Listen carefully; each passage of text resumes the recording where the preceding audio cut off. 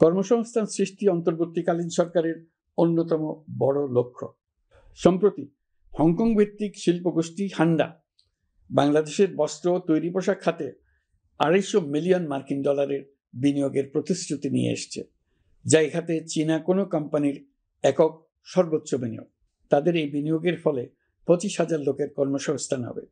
আমরা দৃঢ়ভাবে বিশ্বাস করি হান্ডার এই বিনিয়োগ আরও চীনা কোম্পানিকে এই দেশে বিনিয়োগের জন্য উৎসাহিত করবে।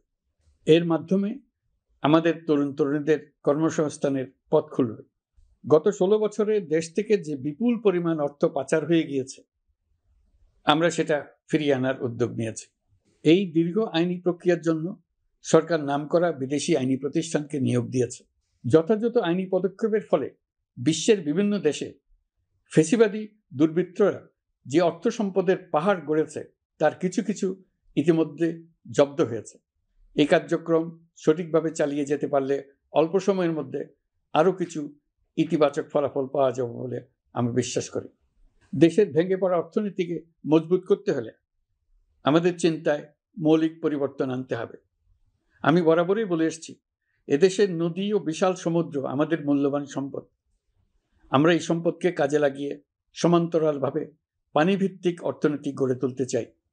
আমরা প্রায় ভুলে যাই যে বঙ্গোপসাগরের একটা অংশও আমাদের দেশ। এর পরিমাণ আমাদের মোট জমির পরিমাণের চাইতে বেশি। আমরা প্রায় সবসময় জমিভিত্তিক আমাদের অর্ধেক দেশ নিয়ে মাথা ঘামাই, বাকি পানিভিত্তিক অর্ধেক দেশকে হিসাবেই ধরি না, কারণ আমরা ওই অংশে বসবাস করি না। আমরা তো হাওর বাওরেও বসবাস করি না, তাই বলে তো তাকে হিসাবের বাইরে রাখি।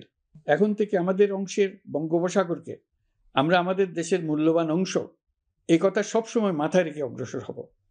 এই অংশের পানির উপর দিয়ে দেশ বিদেশের সঙ্গে আমরা বাণিজ্য করব, তার মাধ্যমে আমরা পুরো পৃথিবীকে আমাদের প্রতিবেশী বানাবো। এই পানির মধ্যে আছে অফুরন্ত সম্পদ, মৎস্য সম্পদ, যা প্রতি বছর ফসল দেয়। এই পানির নিচে আছে অফুরন্ত গ্যাস। এর সব কিছুকে নিয়েই প্রতিনিয়ত আমাদের চিন্তাভাবনাকে চালিত করতে হবে।